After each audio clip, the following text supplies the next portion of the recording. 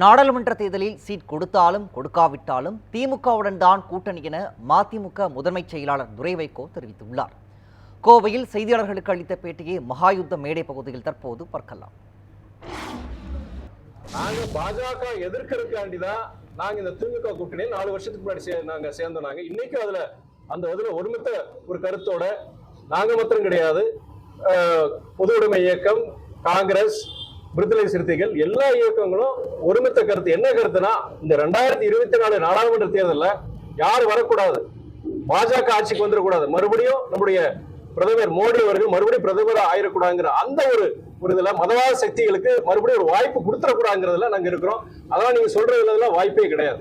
இது தேர்தலுக்காகவோ சில சீட்டுகளுக்காக அமைக்கப்பட்ட கூட்டணி கிடையாது. மதிமுக திமுக கூட்டணி திராவிட இயக்கங்களை வலுப்பெற செய்வதற்கும் மதவாத சக்திகளை வேரடி மண்ணோடு தமிழ்நாட்டில் இருந்து அகற்ற வேண்டும் என்ற உன்னதமான நோக்கத்துக்காக அமைக்கப்பட்ட கூட்டணி தான் திமுக மதிமுக கூட்டணி.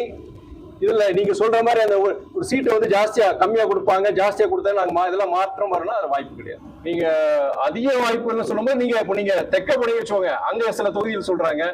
இப்ப நீங்க கொங்கு மண்டலத்துக்கு வரும்போது இங்க சில தொகுதியில் சொல்றாங்க. சென்னை மண்டலத்துக்கு போனீங்கன்னா அங்க இங்க எங்களுக்கு எல்லா இடங்களும் இயக்கத்தோழர்கள், நிர்வாகிகள் அங்கங்க அவங்க விருப்பத்தை தெரிவிக்கிறாங்க. ஆனா கூட்டணி எங்களுடைய தலைமையும் சரி, கூட்டணி தலைமை திமுக, குறிப்பா நம்முடைய முதலமைச்சர் அண்ணன் தளபதி அவர்களும் எல்லாம் சேர்ந்து ஒருமித்த ஒரு முடிவுக்கு வருவாங்க.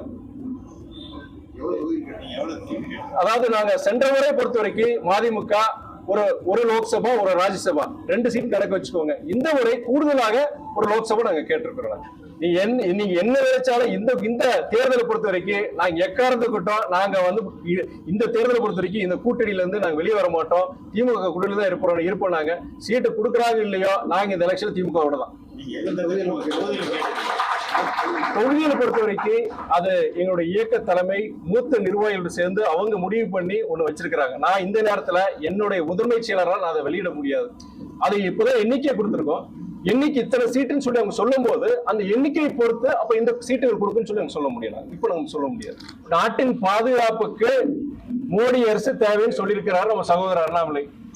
இப்போ இந்த 9 வருஷத்துல 2014 இருந்து 2024 வரைக்கும் இந்த 9 வருஷத்துல கிட்டத்தட்ட 1.5 லட்சம் விவசாயிகள் தற்கொலை செஞ்சிருக்கிறாங்க.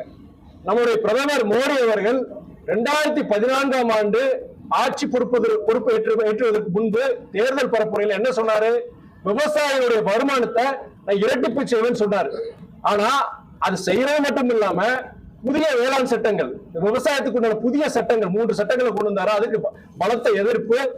அந்த முதல் போராட்டத்துல நிறைய பேர் இறந்தாங்க, நிறைய பேர் வழக்குகள் பதிவு செஞ்சது. மறுபடியும் பொறுத்த வரைக்கும் கிட்டத்தட்ட 1 லட்சத்துக்கு மேற்பட்ட விவசாயிகள் இன்னைக்கு அங்க போராடிட்டு இருக்காங்க.